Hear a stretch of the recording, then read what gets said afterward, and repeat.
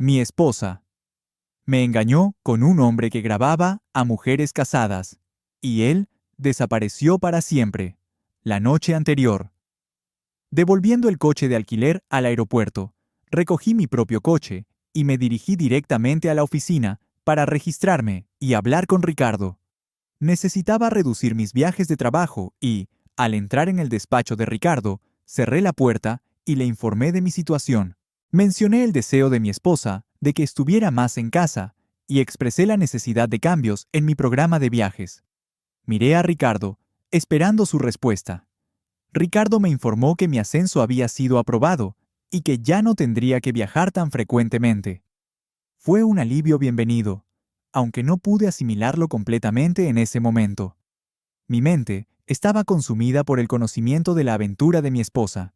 Ricardo notó mi distracción y expresó preocupación por mi comportamiento reciente. Me sentí obligado a confiarle lo que había descubierto. Le conté que había pillado a mi esposa con su amante y que los había grabado juntos. Ricardo reaccionó con sorpresa y simpatía, ofreciéndome su apoyo. Le expliqué que necesitaba estar más en casa para salvar mi matrimonio, y le pedí que mantuviera la situación confidencial, temiendo que alguien en la oficina pudiera estar involucrado en filtrar información sobre mi horario. Ricardo accedió a cubrirme si necesitaba tiempo libre para reunir pruebas contra mi esposa. Expresé mi deseo de confrontarla con pruebas innegables para salvar el matrimonio o protegerme en un divorcio. Ricardo asintió en señal de acuerdo, prometiendo su ayuda y discreción. Después de agradecer a Ricardo, salí de su despacho sintiéndome un poco aliviado de que las cosas se estuvieran encauzando, aunque en el fondo sabía que mi matrimonio estaba más allá de toda reparación. Volví a casa esa noche e hice todo lo posible por actuar con normalidad. Mis hijas me asaltaron al entrar por la puerta y tuve que contenerme para no llorar, pensando en cómo se verían afectadas si llegara un divorcio. No me gustaba la idea de tener que pedir permiso para visitar a mis propias hijas. Tenía que conseguir la custodia de mis hijas. El sábado, mientras mi esposa e hijas estaban de compras, me reuní con Marcos y Mateo en una cafetería. Les puse al día sobre el progreso que había hecho en la recopilación de información. Marcos comentó mi valentía y expresó sorpresa de que no hubiera tomado medidas más drásticas. Luego preguntó cómo podía ayudarme, mencionando la alusión de Mateo a mi tiempo pasado en prisión. Tanto Mateo como Marcos me miraron con curiosidad. Durante la siguiente hora, les expliqué mi plan y les detallé lo que esperaba conseguir con las conexiones de Marcos. Cuando terminé, Marcos sonrió y expresó admiración por el plan. Mencionó conocer a alguien que podría ayudarme potencialmente y sugirió que podrían recomendar a otros, aunque advirtió que probablemente esperarían un pago. Marcos accedió a hacer algunas llamadas a sus contactos. Le di mi número de móvil y le pedí que me contactara una vez que hubiera hablado con sus amigos para que pudiéramos concertar una reunión para ultimar los detalles. Después de discutir algunas ideas más que planeaba implementar lo antes posible, me di cuenta de que necesitaba hacer algunas compras online adicionales para prepararme para la siguiente fase de mi plan. El resto del fin de semana transcurrió como la mayoría de los fines de semana, con una diferencia notable. El domingo por la noche, mi esposa y yo solemos hacer el amor. Esa noche no se sentía bien. No era la primera vez que ocurría, así que no fue sorprendente, pero había pasado más de un mes desde la última vez que estuvimos íntimos. Mi siguiente viaje se acercaba y pedía a Ricardo la semana siguiente libre, pero si alguien llamaba a la oficina, debían decir que estaba en un viaje de negocios normal. No tuvo ningún problema con eso, y me deseó suerte. Así que ahora tenía que informarle a mi esposa que mi próximo viaje iba a ser más largo. No estaba contenta, pero eso era de esperar. Le aseguré a mi esposa que mis frecuentes viajes pronto llegarían a su fin y que estaría más en casa. Intentando aligerar el ambiente, bromeé diciendo que estaría tanto tiempo que se cansaría de mí. Sin embargo, ella no respondió con una sonrisa. En lugar de eso, suspiró y me dijo que la llamara cuando llegara a mi destino. Su actitud era distante y no podía sacudirme la sensación de que nuestro matrimonio se estaba acabando. Salí corriendo por la puerta antes de decir algo de lo que pudiera arrepentirme y conduje de nuevo al aeropuerto. Las reuniones con estos clientes fueron muy bien y se llegó a un acuerdo pronto, así que pude volar de vuelta un día antes. Estuve revisando las cámaras durante la semana, pero él no reapareció en mi casa. Pero sí la vi con ese teléfono secreto suyo. Escuché su conversación y supe que esta era la oportunidad que uno estaba buscando, aunque me dolió escuchar lo que estaba planeando hacer. Fui a la oficina y encontré los artículos que había pedido esperándome. Conociendo la rutina normal de mi esposa, podía instalar fácilmente uno de estos artículos que había conseguido con pocas posibilidades de ser descubierto. Iba al gimnasio 4 veces por semana, y yo sabía dónde y cuándo, así que tenía las llaves de repuesto de su coche, y pude colocar el artículo donde no lo encontraría. A continuación, fui al apartamento de Esteban para ver si estaba allí. Vi su coche aparcado en la cochera, así que supuse que estaba en casa. Llevé mi cámara y estuve comprobando si podía verlo dentro. Tuve mucha suerte, ya que lo vi a través de sus puertas correderas y no estaba solo. Estaba con otra mujer y parecían estar románticamente conectados, ya que se estaban besando y tocando como una pareja amorosa. Esto era demasiado bueno para ser verdad. Grabé un video de su afecto mutuo. Cuando los vi salir juntos, los seguí a una distancia segura. Fueron a almorzar, y esto me dio la oportunidad de colocar el otro artículo en su coche. Esto fue un poco más difícil y peligroso si alguien me veía, pero pude hacerlo sin ser descubierto. Ahora, todo lo que necesitaba hacer era esperar. Eso era lo más difícil para mí. Recibí una llamada de Marcos que me informó que tenía un amigo que podía ayudar con mi plan.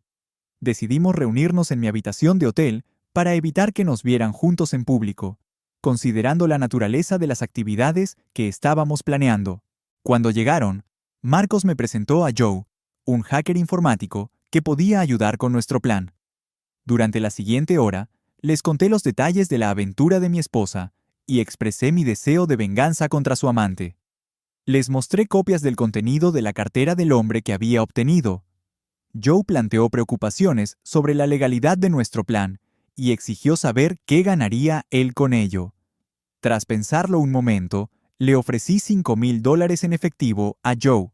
Aceptó las condiciones, pero insistió en recibir la mitad del pago por adelantado y el resto al finalizar el trabajo. Discutimos la necesidad de obtener acceso al apartamento del hombre para acceder a su ordenador y reunir pruebas adicionales contra mi esposa. Con la información que tenía sobre Esteban, Joe usó mi portátil para revisar sus compras recientes. Lo que destacaba eran los 2 billetes de avión a Las Vegas y una reserva de hotel por 5 noches.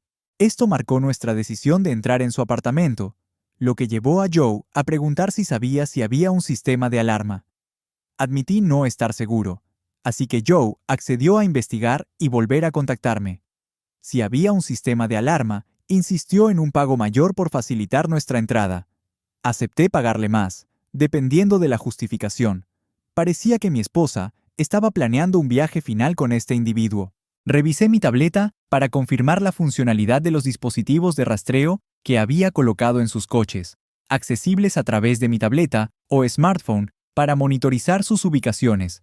Además, examiné las cámaras de vídeo de casa, confirmando que había empacado un pequeño bolso de mano para el viaje. Llegó el día y monitoricé su progreso desde mi habitación de hotel.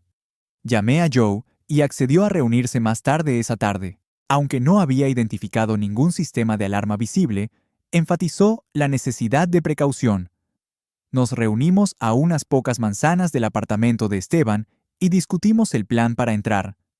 Joe, aprovechando su experiencia en prisión, poseía la habilidad de abrir cerraduras. Era justo después del atardecer, y la creciente oscuridad ayudaría a mantener la discreción. Joe, con su portátil y una bandolera, y yo con mi cámara, frente a la puerta del apartamento de Esteban. Inmediatamente se arrodilló y trabajó en las cerraduras durante casi 1 minuto. Pronto la puerta estaba abierta y entramos. Primero comprobamos si había señales de un sistema de alarma. Satisfechos de que no existiera ninguno, procedimos a localizar el ordenador de Esteban. Afortunadamente, estaba abiertamente accesible, permitiendo a Joe llevar a cabo sus tareas. Le interrumpí diciendo, «Espera, mientras grababa lentamente un vídeo de la distribución de las habitaciones. Quiero asegurarme de que dejamos todo como lo encontramos. Joe asintió en señal de acuerdo, reconociendo la importancia de no dejar rastros. Reanudó su trabajo mientras yo exploraba en busca de posibles pruebas incriminatorias, revisando su correo, incluyendo extractos bancarios y facturas de tarjetas de crédito. Me aventuré en su dormitorio, capturando metraje de vídeo. La notable limpieza y los muebles de alta gama sugerían opulencia, dejándome aún incierto sobre su profesión. La exclamación de Joe, ¡Bingo!, me trajo de vuelta al salón. Había accedido con éxito a los pagos de facturas online de Esteban, descubriendo cheques y tarjetas de crédito adicionales. Me alegré, habiendo traído un lector de tarjetas para registrar información de la banda magnética. Joe propuso hacer copias para compras online, potencialmente maximizando sus tarjetas en pocas horas. Joe sonrió y preguntó si era posible vaciar la cuenta bancaria del hombre. Confirmé que podía hacerse, con la intención de llevar a cabo la transacción desde el ordenador del hombre para que pareciera legítima. Joe mencionó la posibilidad de que el banco llamara para verificar la transacción, pero me aseguró que no era necesaria ninguna contraseña, ya que ya había copiado el número de la seguridad social del hombre de su cartera. Me reí entre dientes de la negligencia del hombre y le di luz verde a Joe para que procediera, expresando mi deseo de infligir el máximo daño al hombre. Sugerí vaciar su cuenta bancaria inmediatamente y sabotear sus tarjetas de crédito el día de su regreso de Las Vegas. Joe estuvo entusiasta de acuerdo, refiriéndose a ello como un apropiado regalo de bienvenida. Enfatizó la importancia de cubrir nuestros rastros para evitar cualquier repercusión. Le aseguré que estaba tomando precauciones para evitar ser detectado, señalando los guantes de látex que llevábamos como evidencia de nuestra precaución. Volví a buscar en su dormitorio y no encontré mucho hasta que miré en la parte de atrás de su armario. Encontré una caja de zapatos con varios discos DVR grabables. Estaban etiquetados con los nombres de mujeres. Al sacar la caja, la volqué sobre su cama y empecé a clasificarlos. No reconocí ninguno de los nombres hasta que vi Valeria. Ese idiota nos había grabado juntos. ¿Pero por qué? Joe me llamó al otro cuarto para mostrarme algo que había encontrado. Me explicó que el hombre al que estábamos apuntando estaba involucrado en chantaje, poseyendo numerosos vídeos de mujeres con Esteban. Estos vídeos mostraban claramente los rostros de las mujeres, pero el rostro de Esteban no siempre era visible debido a los ángulos de la cámara. Algunos emails indicaban que las mujeres estaban siendo extorsionadas por dinero, con amenazas de usar los vídeos contra ellas en el juzgado. Joe especuló que Esteban se aprovechaba de mujeres casadas con hijos, explotando sus vulnerabilidades para su beneficio. Buscando venganza, le pregunté a Joe si Esteban guardaba todos los vídeos en su disco duro. Joe respondió que no estaba seguro, pero sugirió que los DVDs encontrados en el armario podrían contener las únicas copias. Decidí recoger los DVDs y buscar un disco duro de copia de seguridad, pero no pude encontrar ninguno. Volviendo con Joe, me enteré de que había localizado el disco duro de copia de seguridad. Después de instruir a Joe para que hiciera una copia de seguridad completa y borrara el disco duro del portátil, le expliqué nuestro plan para arruinar a Esteban, destrozando su plan de chantaje. También expresé mi deseo de informar a las mujeres involucradas de que ya no estaban bajo amenaza. Le pedí a Joe que imprimiera todos los emails relevantes para poder crear una cuenta de correo electrónico para comunicarme con ellas. Me ofreció crear la cuenta desde el ordenador de Esteban y acepté la idea. Después de terminar, hice una última revisión del lugar antes de cerrar y marcharnos rápidamente de vuelta a los coches. Le di a Joe un sobre con el resto de su pago, expresando mi gratitud por su ayuda. Nos dimos la mano y me aseguró que estaría listo para llevar a cabo la siguiente fase de nuestro plan cuando fuera necesario. Con eso, se marchó y yo volví a mi hotel para continuar implementando mi plan. Llamé a mis suegros para saber de mis hijas. Mi suegro respondió y lo saludé alegremente, preguntando por las niñas y expresando mi esperanza de que no estuvieran causando problemas. Me aseguró que las niñas se estaban portando bien y mencionó el viaje de fin de semana de Valeria con sus amigas. Fingí ignorancia y dije que aún no había hablado con ella.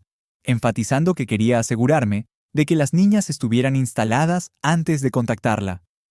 Después de nuestra conversación, era evidente que el padre de Valeria no tenía conocimiento de su aventura en Las Vegas. Esto solidificó aún más mi desdén por sus acciones. Mi siguiente llamada fue a casa, sabiendo que ella no estaría allí, así que dejé un mensaje. Luego esperé una hora, y como no me devolvió la llamada, volví a llamar a su móvil. No contestó, así que le dejé un mensaje diciendo: «Estoy preocupado. Llamé a casa y no contestaste ni me devolviste la llamada, y ahora tampoco contestas al móvil.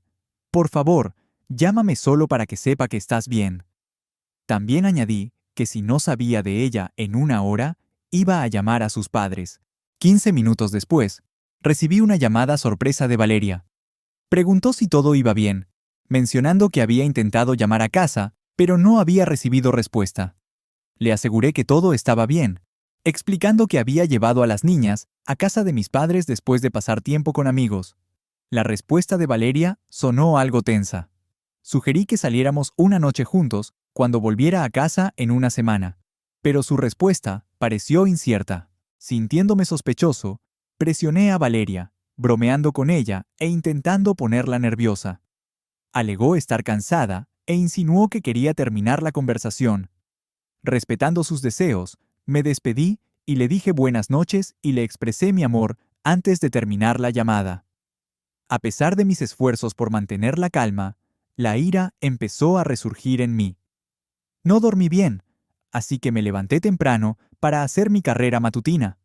Volví a mi habitación de hotel y me di una buena ducha larga.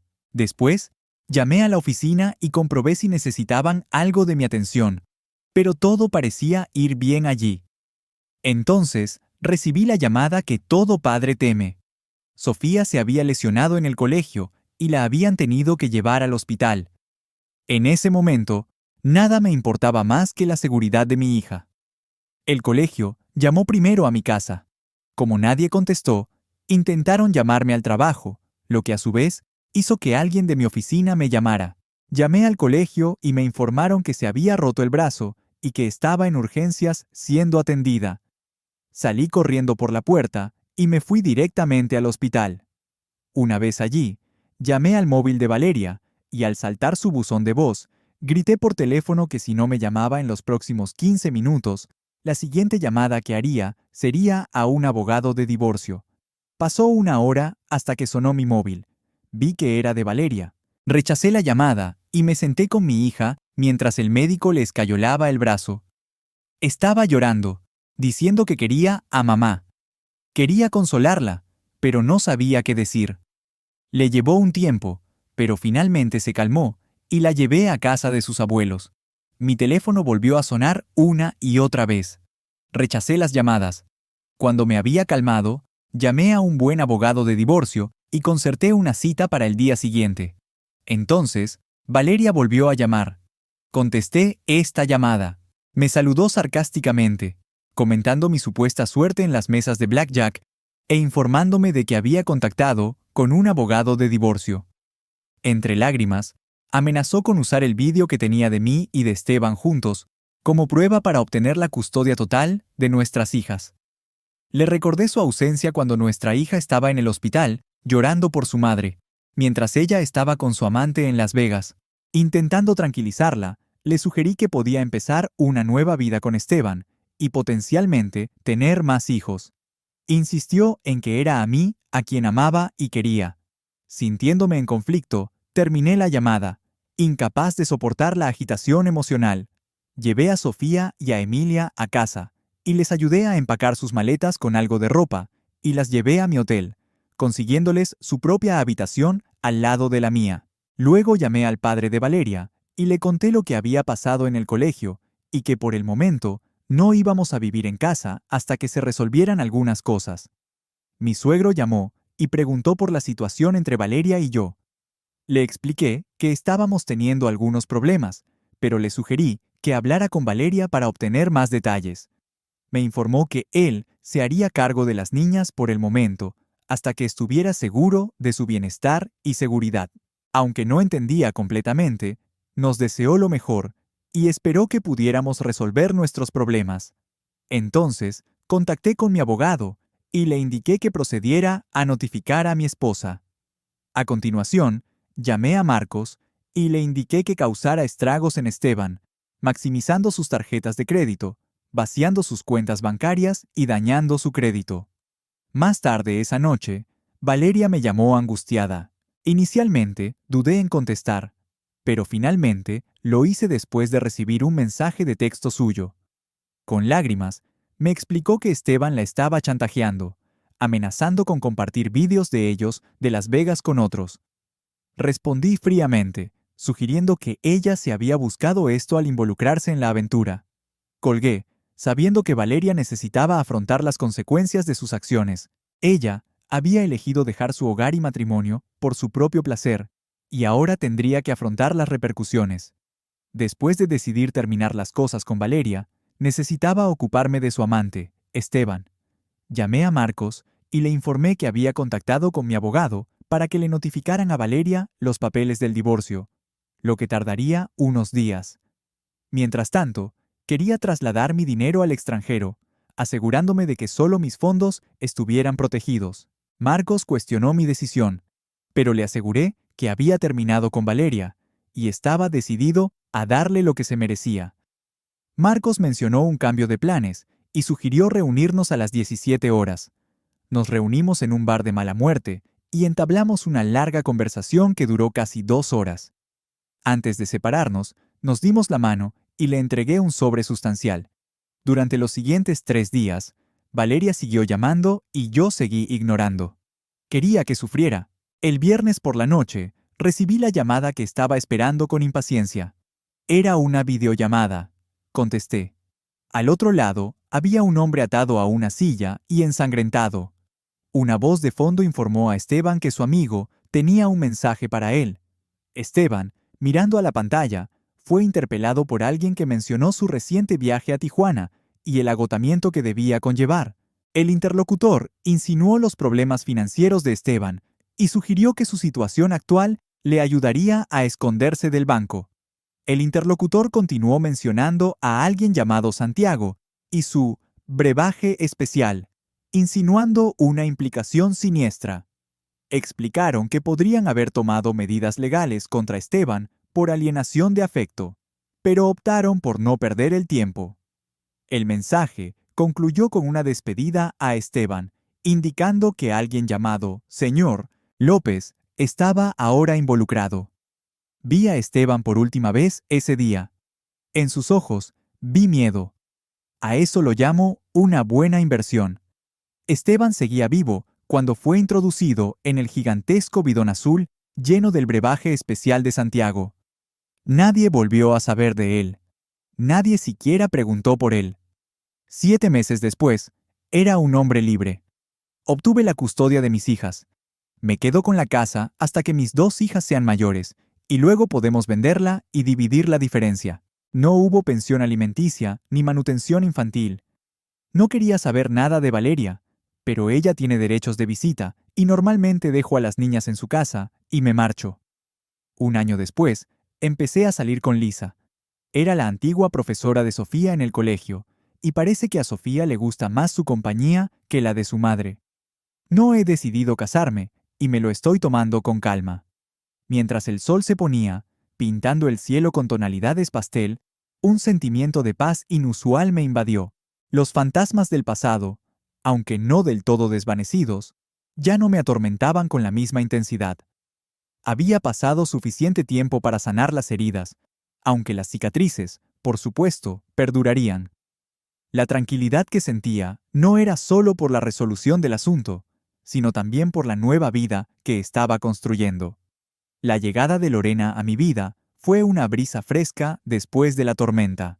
Era la maestra de Emilia, y supo ganarse el cariño de mis hijas con su dulzura y paciencia. No era solo su apariencia física, con su pelo castaño ondeando y sus ojos llenos de bondad, lo que me atraía. Era su corazón, su calidez, su capacidad para comprenderme sin juzgar. Ella entendía el dolor que había sufrido y me ofrecía su hombro para apoyarme, sin prisa por acelerar nada. Los primeros meses fueron de cautela. Después de la traición de Valeria, era natural ser precavido. Pero Lorena, con su afecto genuino y su tacto, me convenció de que valía la pena arriesgarse a amar de nuevo. Las risas de mis hijas resonando en la casa, el olor a comida casera que Lorena preparaba, la tranquilidad de las tardes viendo la televisión en familia. Todas esas pequeñas cosas se habían convertido en la base de mi nueva felicidad. En el trabajo, las cosas también marchaban viento en popa. Ricardo, mi jefe, había sido un apoyo incondicional. Comprendía la situación por la que había pasado, y me había dado espacio y flexibilidad para recomponerme. El ascenso que me habían otorgado antes del divorcio se materializó finalmente, y con ello, una mayor estabilidad económica y un horario más flexible, que me permitía pasar más tiempo con mis hijas. Un día, mientras compartíamos una cena en familia, Sofía, con sus 8 años, me miró fijamente y me preguntó: «Papá, ¿te vas a casar con Lorena?». Me sorprendió la pregunta. No había hablado del matrimonio con Lorena, aunque era evidente que nuestra relación iba en serio. Miré a Lorena, buscando en sus ojos una señal, una guía. Ella me sonrió, con esa sonrisa que me derretía el corazón. «¿Y tú, Sofía? ¿Te gustaría que nos casáramos?», le pregunté, intentando aligerar el ambiente. «Sí», respondió Emilia, saltando emocionada en su silla. «Nos gusta mucho, Lorena». Sofía asintió, con una seriedad que me enterneció. «Lorena nos hace felices, papá». En ese momento, supe qué tenía que hacer. Después de despedir a las niñas, llevándolas a la cama, me quedé con Lorena en la sala. La tomé de la mano, sintiendo la calidez de su piel. «Lorena, sabes que te amo», le dije, sintiendo un nudo en la garganta. «Eres la persona que ha devuelto la alegría a mi vida, a la vida de mis hijas.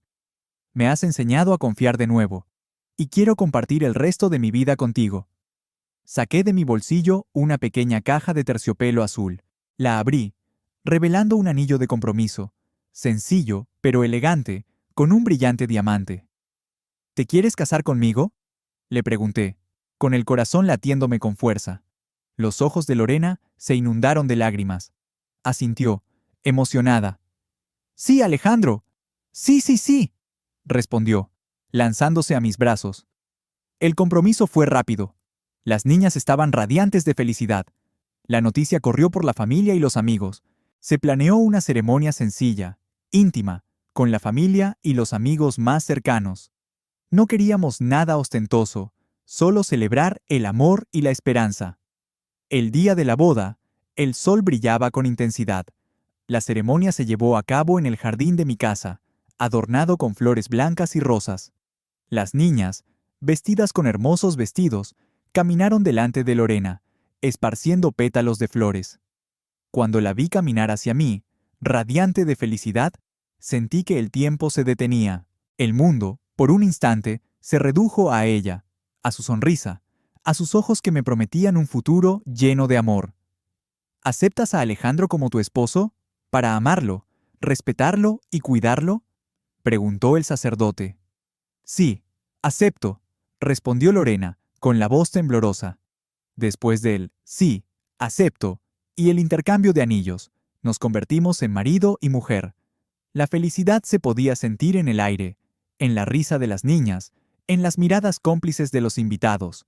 Durante la recepción, me dediqué a mis hijas. Juntos, las tres, reíamos, bailamos y disfrutamos de cada momento de esa celebración. En la pista de baile, mientras Lorena y yo bailábamos lentamente, con la música romántica de fondo, me di cuenta de que la vida, a pesar de sus golpes, puede ser maravillosa. Había logrado superar el pasado, reconstruir mi vida y encontrar el amor verdadero. En ese momento, supe que mi futuro, ese futuro incipiente que tanto había anhelado, estaba finalmente aquí, con Lorena, con Sofía y Emilia. Y esa nueva vida, con su amor y alegría, era todo lo que necesitaba, y me sentí, por fin, en paz. Mientras la música aún resonaba en mis oídos y las luces festivas iluminaban el jardín, la noche se prolongó. La boda, un evento que había significado tanto para mí, se desvanecía gradualmente, dejándome con una sensación de plenitud y al mismo tiempo una cierta melancolía. Era el final de un capítulo y el comienzo de otro, y aunque el futuro se mostraba brillante y prometedor, un rincón de mi mente recordaba los altibajos que me habían conducido hasta aquí. Unas semanas después de la boda, recibí una llamada inesperada. El número no lo tenía registrado. Dudé un momento antes de contestar, pensando en si sería algún asunto de trabajo o, peor aún, una llamada relacionada con Valeria. Sin embargo, la curiosidad pudo más, y deslicé el dedo para aceptar la llamada. ¿Alejandro?, preguntó una voz femenina al otro lado. Sí, soy yo, respondí, intentando reconocer la voz. Soy Emilia, la hija de Esteban, dijo, con un tono vacilante. Un escalofrío recorrió mi columna. Esteban, el nombre me transportó a un pasado que, aunque intentaba dejar atrás, todavía tenía el poder de perturbarme. ¿Qué podía querer la hija de ese hombre de mí? ¿Emilia? ¿Qué ocurre?, pregunté, intentando sonar tranquilo. Necesito hablar contigo, respondió, con la voz entrecortada. Es urgente. Accedí a reunirme con ella.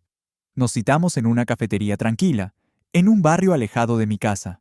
Al llegar, la reconocí de inmediato. Era una joven elegante, con rasgos delicados, muy distinta a su padre. Se veía nerviosa, con los ojos enrojecidos y las manos temblorosas.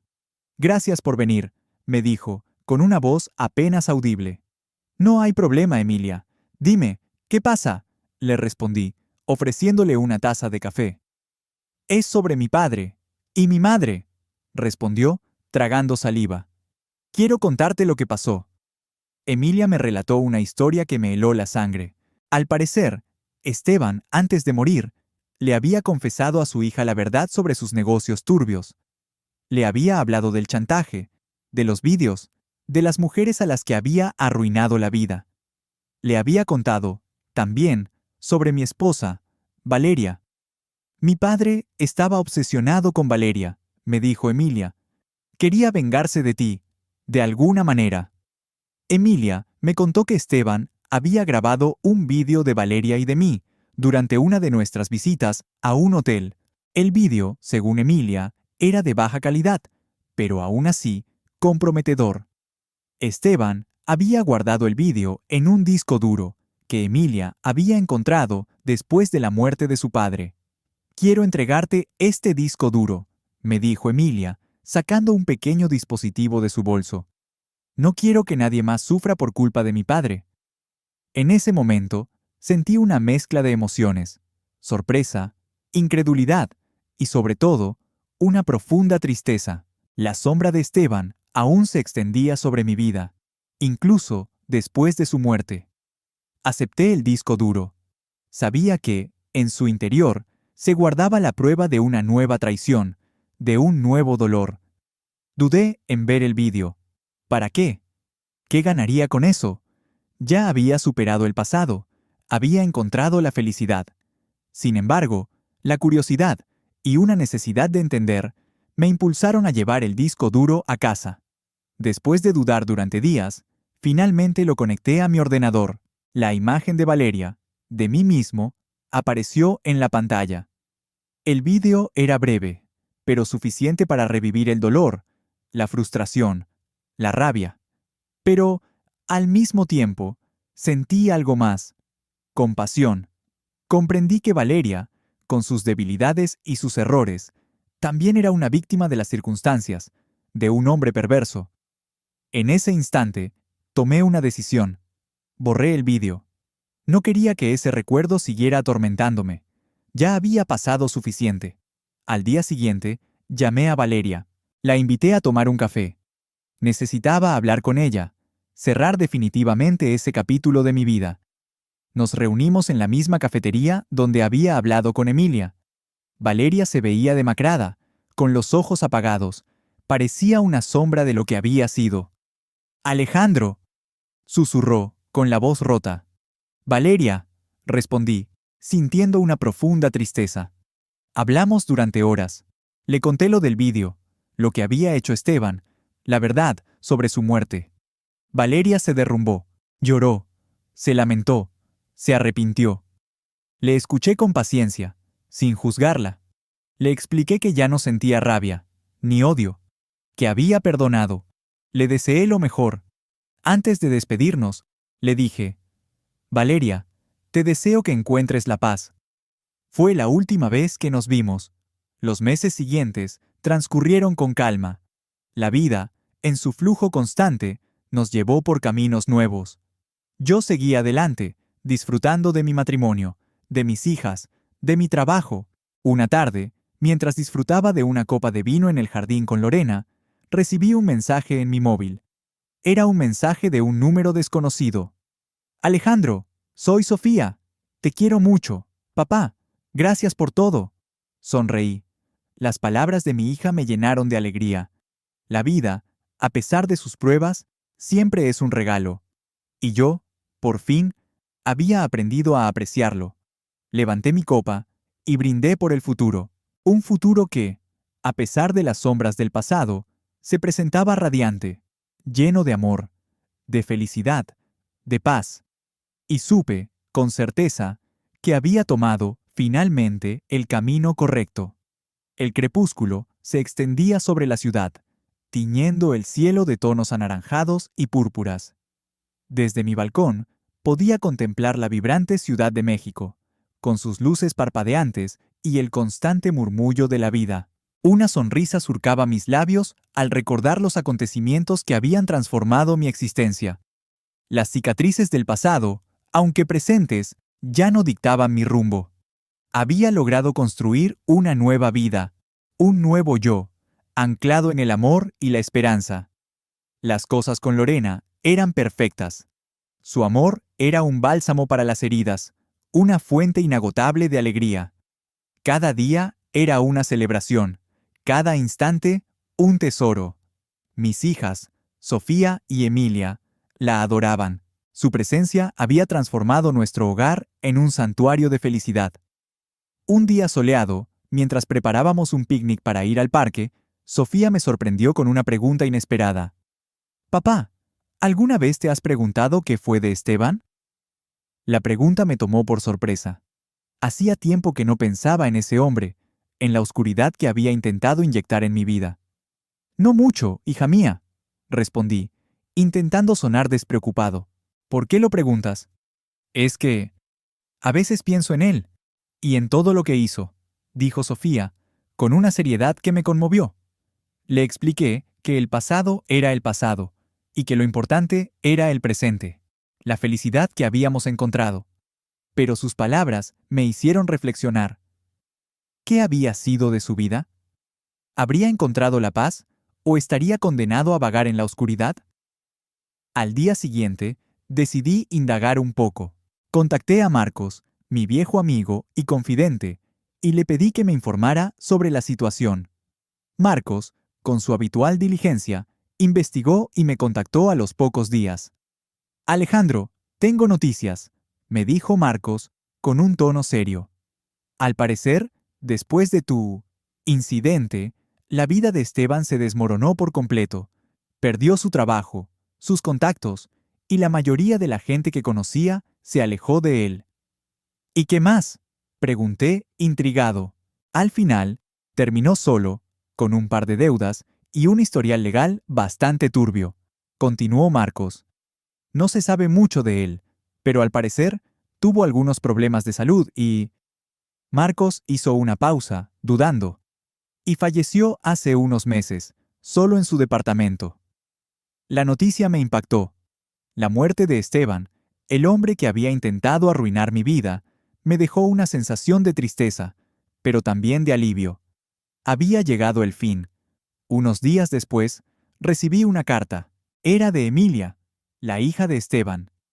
En la carta, me agradecía por mi comprensión, por mi perdón.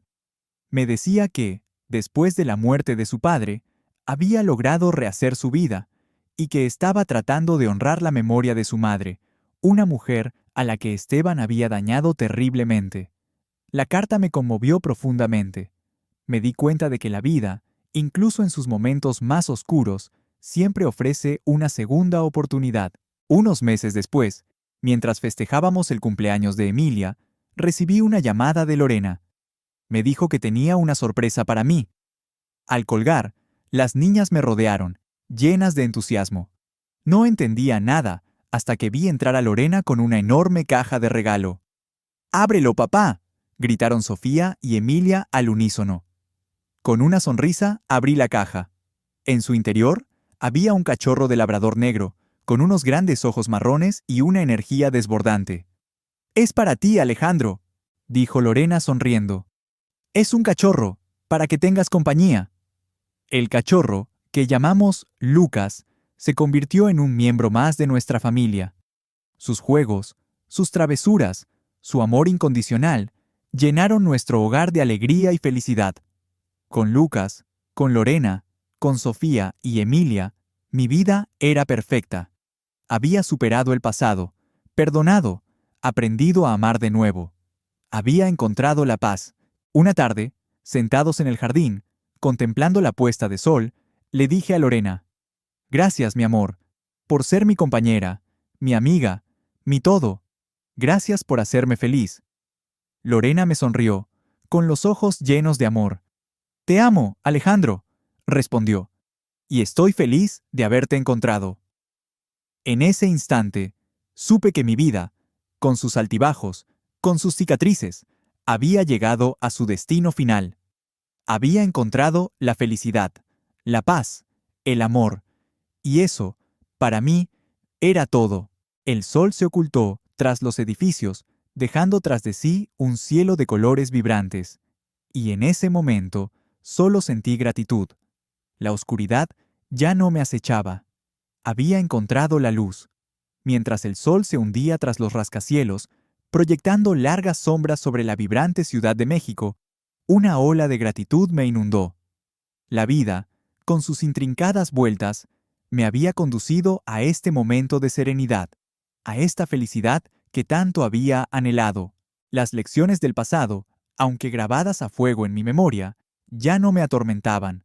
Se habían transformado en valiosos peldaños que me impulsaron hacia el futuro. El recuerdo de la aventura de Valeria, aunque doloroso, se había difuminado, dando paso a la serenidad. Había perdonado, no solo a ella, sino también a mí mismo. Había comprendido que el resentimiento corroe el alma y que la única forma de avanzar era dejar atrás el pasado. Con Lorena, cada día era una celebración. Su amor incondicional, su comprensión, su alegría de vivir, me habían transformado. Mis hijas, Sofía y Emilia, prosperaban bajo su cuidado. Nuestra casa era un remanso de paz, donde la risa y el cariño eran la melodía constante. Un día, mientras celebrábamos el 5º aniversario de mi boda con Lorena, Sofía, con sus 13 años, me hizo una pregunta que me conmovió profundamente. «Papá, ¿crees que la vida es justa?». La pregunta, planteada con una seriedad inusual, me obligó a reflexionar. La vida, ciertamente, no siempre es justa. La traición, la pérdida, el dolor, todos esos sentimientos habían marcado mi existencia.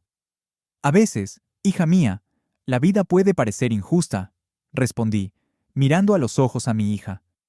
«Pero también creo que, al final, todo se equilibra, que las cosas malas nos enseñan, nos fortalecen, nos preparan para apreciar aún más los momentos buenos». Emilia, de 11 años, asintió, entendiendo la complejidad de mis palabras. En ese momento, recibí una llamada de Marcos. Su voz, aunque siempre cordial, denotaba cierta seriedad. «Alejandro, tengo noticias sobre Esteban», me dijo, «y creo que necesitas saberlas». La noticia me dejó helado. No esperaba saber nada más sobre ese hombre, cuyo recuerdo intentaba desterrar de mi mente. Marcos me contó que, tras su muerte, se había descubierto que Esteban había acumulado una gran deuda. Sus acreedores, en su afán por recuperar su dinero, habían rastreado sus propiedades, encontrando una sorpresa. Había dejado una cuantiosa suma de dinero en una cuenta bancaria secreta. «El dinero, al parecer, estaba destinado a ti», explicó Marcos, «a modo de compensación». La noticia me dejó atónito. ¿Compensación? ¿Por qué? ¿Qué podía reparar el daño que Esteban me había causado? Marcos continuó. La policía encontró una carta en la que Esteban explicaba sus motivos. Decía que se sentía culpable por arruinar tu vida. Le pedí a Marcos que me enviara una copia de la carta. Al leerla, sentí una mezcla de emociones: rabia, incredulidad y una profunda tristeza. Esteban, en sus últimas palabras, reconocía el daño que había hecho. Reconocía que había arruinado mi matrimonio, mi felicidad, mi vida. Pero, sobre todo, la carta revelaba su arrepentimiento. Reconocía que había cometido un error y que de alguna manera quería enmendarlo. No quiero ese dinero, le dije a Marcos. No quiero nada de él. Decidí donar el dinero a una organización benéfica que apoyaba a mujeres víctimas de violencia doméstica. Creí que era la mejor forma de honrar la memoria de mi madre, una mujer fuerte que había luchado contra la adversidad. Al hacerlo, sentí una gran liberación. Había cerrado definitivamente el círculo. Había perdonado a Esteban y a mí mismo. Había dejado atrás el odio, el rencor, la venganza. Unos meses después, mientras paseábamos por el parque con Lorena y las niñas, Sofía señaló a una mujer que caminaba sola, con una sonrisa triste. «Mamá Valeria», dijo, con un tono de sorpresa. Me quedé paralizado. Después de tantos años, el destino nos había reunido. Me acerqué a ella. Valeria, al verme, se detuvo. Sus ojos, aunque tristes, brillaron con una emoción indefinible. «Alejandro», susurró. Nos dimos un abrazo. Fue un abrazo de paz, de despedida, de comprensión. Hablamos un rato, sobre nuestras vidas, sobre el pasado, sobre el futuro. Me contó que había rehecho su vida, que estaba trabajando en una organización benéfica. «Te deseo lo mejor, Valeria», le dije. «Y yo a ti, Alejandro», respondió, con una sonrisa sincera. Al despedirnos, sentí una profunda sensación de alivio. Habíamos cerrado definitivamente el último capítulo de nuestra historia. Al volver a casa, con Lorena y mis hijas, sentí una felicidad inmensa. Mi vida estaba completa. Había encontrado el amor, la familia, la paz. Y en ese instante, supe que el camino recorrido había valido la pena. Mientras miraba a mis hijas reír, a Lorena sonreír, a Lucas corretear por el jardín, comprendí que la vida, a pesar de sus tormentas, siempre ofrece un nuevo amanecer. Y que la felicidad, al final, reside en la capacidad de amar, de perdonar, de vivir plenamente cada día.